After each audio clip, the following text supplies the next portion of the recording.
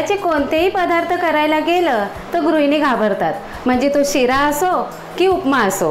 पण मी ज्या पद्धतीने आज उपमा करणार आहे त्या पद्धतीने जर तुम्ही उपमा केलात तर तुमचा कधीच बिनसणार नाही आणि कुठेही होणार नाहीत. चला जाऊया परत किचनमध्ये उपमा कर.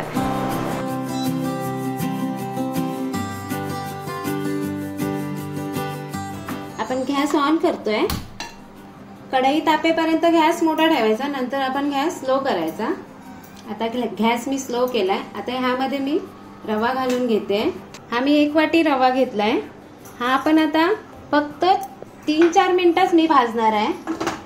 आपण जसं शिऱ्याला भाजतो तसा नाही भाजून घ्यायचा आहे. रवा थोडासा भाजून घ्यायचा म्हणजे छान मऊसूद आणि मोकळा सुद्धा होतो. कच्चाही तुम्ही घालू शकता फोडणीला, मग तो तेलामध्ये आपण जेव्हा फोडणी घालतो त्याच्यामध्ये जास्त भाजावा लागतो. मी अगदीच घाईची वेळ असेल तर तसाही करते, नाहीतरी आम्ही रवा भाजूनही ठेवतो. जर असा रवा भाजून बाहेर जर ठेवलात तर आपला रवा जास्त त्याला अळी वगैरे लागत नाही. म्हणून रवा शक्यतो जर असा भाजून ठेवला तो छान राहतो, किंवा कडकडीत उन्हात तापून ठेवायचा. आता आपण काढून घेतो एका बाउल मध्ये. आता त्याच कढईत मी 1 चमचा तूप घालते आणि 2 चमचे छोटे तेल घालते. त्याने आपल्या उपम्याला छान सुगंध येतो. तुपाचा जो सुगंध असतो आणि तेलाचा ते छान मिक्स झाल्यावर छान सुगंध येतो. आपण आता ह्यामध्ये मोहरी घालून घेतोय. अर्धा चमचा मोहरी घेतलीये मी. तेल आणि तूप तापेपर्यंत मी गॅस मोठा ठेवलेला. आता मी बारीक केलाय. जिरं घालते मी 1/2 चमचा आणि 1 चमचा उडदाची डाळ. उपम्यामध्ये उडदाची डाळ घातली ना तर छान ती दाताखाली आली की मस्त लागते ती. आता आपण फोडणीमध्ये थोडीशी परतून घेऊया. आपली उडदाची डाळ थोडासा रंग बदलला. आता ह्यावर मी कढीपत्त्याची पानं घालते. त्याच्या लगोलग मी कांदा घालते. मी 1 कांदा चिरला होता मोठा, थोडासा ढवळून घेतला. की 2 हिरव्या मिरच्या, त्याही आपण जर अशा परतूया. आणि लगेच आपण त्यावर छोटे 2 टोमॅटो बारीक चिरून घेतले होते ते घालते.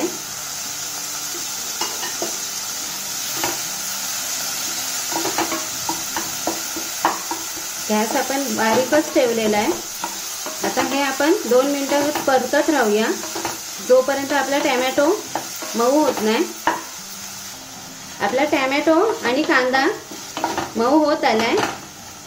तुमच्याकडे मटर असतील तेही घालायचे ह्याच्यामध्ये, किंवा ओले काजूचे गरही छान लागतात उपम्यामध्ये. माझ्याकडे आता नाही आहेत म्हणून मी नाही घातले. किंवा काही लोक आवडीनुसार शेंगदाणे सुद्धा घालतात.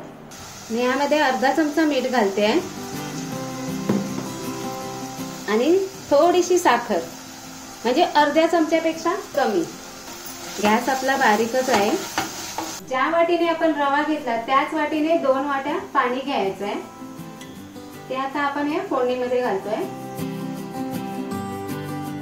ही दुसरी वाटी. अगदीच तुम्हाला उपमा मोकळा हवा असेल तर तुम्ही 1च वाटी पाणी घ्या, पण हा जरा उपमा मऊसूत असलेला छान लागतो. याला कड येण्याकरता मी झाकण ठेवते. आपल्या फोडणीला मस्त कड आलेला आहे. रटमटून कड आला पाहिजे. आता ह्यामध्ये आपण भाजून ठेवलेला जो रवा आहे तो घालायचा आहे, पण तो कसा घालायचा आणि का गुठळ्या येणार नाही ते तुम्ही बघा. रवा घालते वेळी आपण एका हातात चमचा ठेवायचा आणि एका हाताने हा हळूहळू रवा सोडायचा आहे. आपण पटकन असा ओतला की आपल्या रव्याच्या गुठळ्या होतात.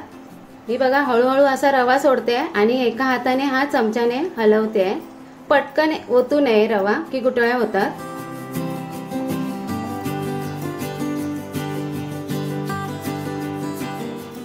थोडा लांब दांड्याचाच चमचा घ्यायचा किंवा काविलता, कारण का रवा नंतर नंतर जसा जसा पाणी याचं सुकत जातो तो उडत जातो आपल्या अंगावर.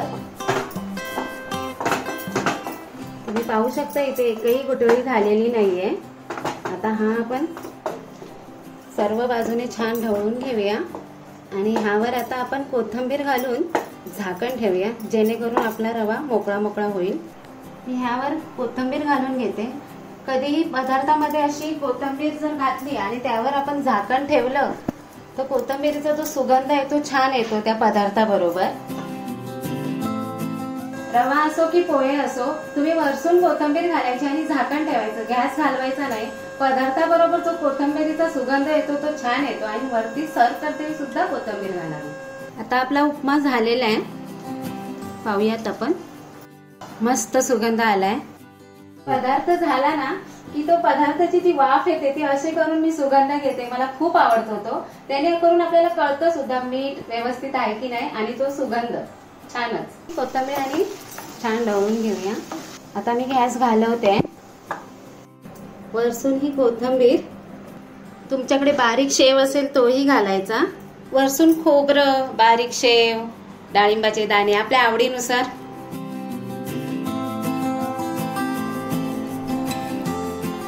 कसा झालाय? यम्मी, मस्त, भरपूर. सकाळचा झटपट होणारा नाश्ता म्हणजे उपमा. आणि तो तुम्ही नक्की करा. आणि तो लागतोही टेस्टी जसा तुम्हाला हॉटेलमध्ये मिळतो.